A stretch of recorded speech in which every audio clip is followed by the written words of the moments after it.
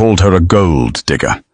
He told the court she was nothing but a charity case he'd picked up from a diner. Austin Blackwood, the tech billionaire of the year, sat in that Manhattan courtroom, surrounded by his shark lawyers, laughing as they listed his wife's zero assets. The gallery snickered. The press scribbled down every insult. But the mockery stopped the second Judge Steinberg opened the final sealed document. His face went pale. He looked at the trembling wife, then back at the arrogant husband, and read her true birth name aloud. In 1 second the laughter died. The lawyers froze, and Austin realized he hadn't just lost the lawsuit, he had just declared war on the most powerful family in America. And he was about to lose everything. The penthouse at 432 Park Avenue smelled of sandalwood and betrayal. It was a cold, sterile smell, expensive, just like everything else in Austin Blackwood's life. Catherine sat on the edge of the sprawling Italian leather sofa, her hands folded tightly in her lap. She was wearing a simple grey cardigan she'd bought at Target 3 years ago, and jeans that were fraying at the hem. In this room, surrounded by 10-foot glass windows overlooking Central Park and modern art pieces worth more than most people's lifetime earnings, she looked like a stain, a mistake. That was certainly how Austin looked at her now. "Make it easy on yourself, Kat," Austin said, not even looking up from his phone. He was standing by the wet bar, pouring himself a glass of Pappy Van Winkle. He was 34, handsome in a sharp, predatory way, with the kind of jawline that graced the covers of Forbes and GQ. "Sign the papers. Take the 50,000. Go back to wherever it is people like you go. Ohio, Utah." "I'm from Connecticut, Austin," she said, softly. He waved a dismissive hand. "Same thing. Boring. Look, my lawyers, Bradford and Sterling, they're going to eat you alive if you try to fight this. I'm being generous. You were a waitress when I found you. I gave you 5 years of luxury. You lived in my house, ate my food, wore clothes I paid for. Consider the 50 grand a severance package." Catherine. Kat to him. But she had always preferred her full name, looked at the papers on the coffee table. It was a brutal prenuptial enforcement, followed by a divorce filing that cited irreconcilable differences and painted her as a financial burden. "I don't want the money, Austin," she said, her voice steady, despite the shaking in her hands. "I just want to know why. Last week we were talking about an anniversary trip to the Amalfi Coast. Today you're throwing me out." Austin finally turned to face her. He took a sip of the bourbon, his eyes cold. "Last week I was finalizing the merger with Kincaid Tech. I needed to look like a stable family man. The deal is done now. I don't need the prop anymore." The cruelty of it took her breath away. "A prop? I nursed you when you had pneumonia. I helped you organize the pitch decks when you were starting Nebula. I cooked for your investors when we couldn't afford catering. You chopped vegetables, Kat. Don't act like you coded the software," he sneered. "And let's be honest, I've outgrown you. I need someone who fits the brand. Someone with pedigree, class, not a diner waitress who got lucky." The elevator doors chimed, sliding open to reveal a woman. She was tall, blonde, and wearing a red dress that cost more than Catherine's first car. It was Tiffany Austin's VP of marketing. Tiffany didn't even look at Catherine.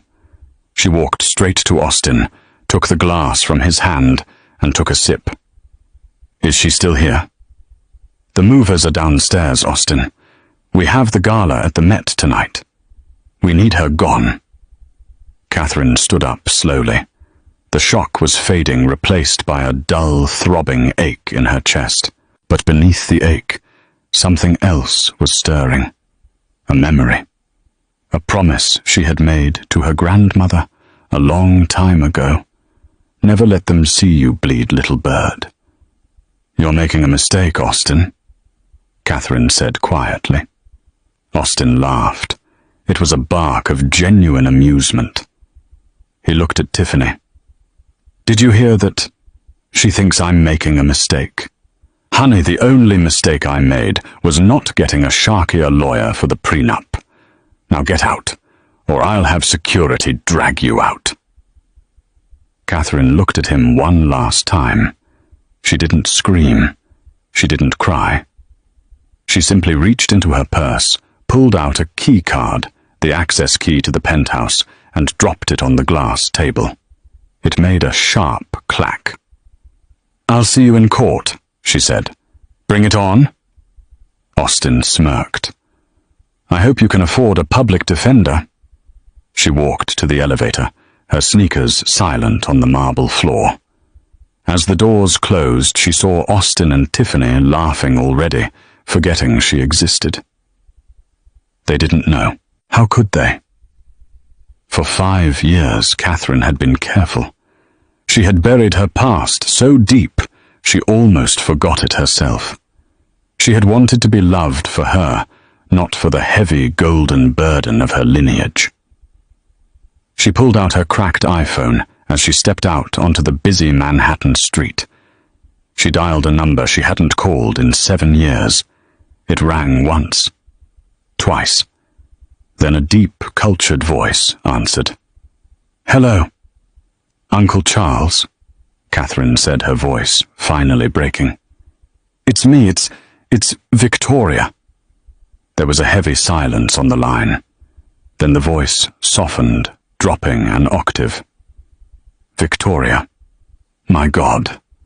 We didn't know where you were. Is everything all right?" "No," she said, looking up at the towering skyscraper where her husband was currently celebrating her departure. "I need the family lawyers. I need the firm." "Consider it done," Charles said, his voice turning to steel. "Welcome back to the world, Victoria." 3 weeks later, the preliminary hearing was scheduled at the New York Supreme Court Civil Branch in Lower Manhattan.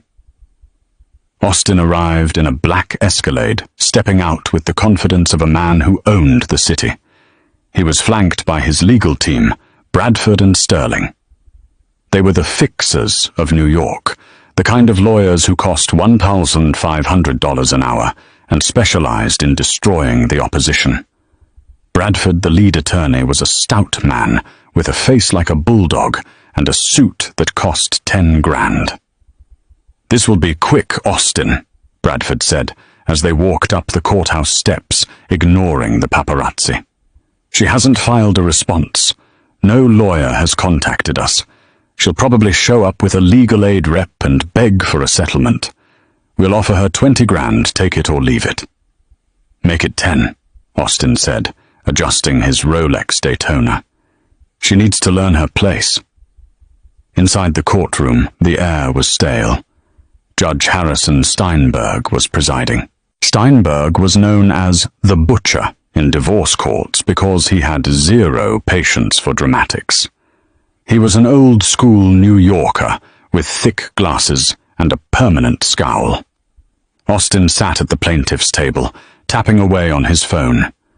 Tiffany was in the gallery behind him, wearing oversized sunglasses, looking bored. "All rise," the bailiff announced. Judge Steinberg took the bench. He shuffled through the files, looking annoyed. "All right, Blackwood v. Blackwood. Let's get this over with. Counsel for the plaintiff. Here, Your Honor.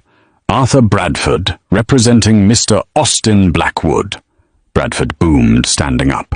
"And for the defendant—" The judge looked at the empty table on the other side. The doors at the back of the courtroom opened. It wasn't a legal aid lawyer who walked in. First came a young associate carrying 3 briefcases, then another associate, then a tall, silver-haired man in a bespoke navy suit that whispered of old money and quiet power. He walked with a cane, not out of infirmity but out of style. A murmur went through the courtroom. Even the court reporter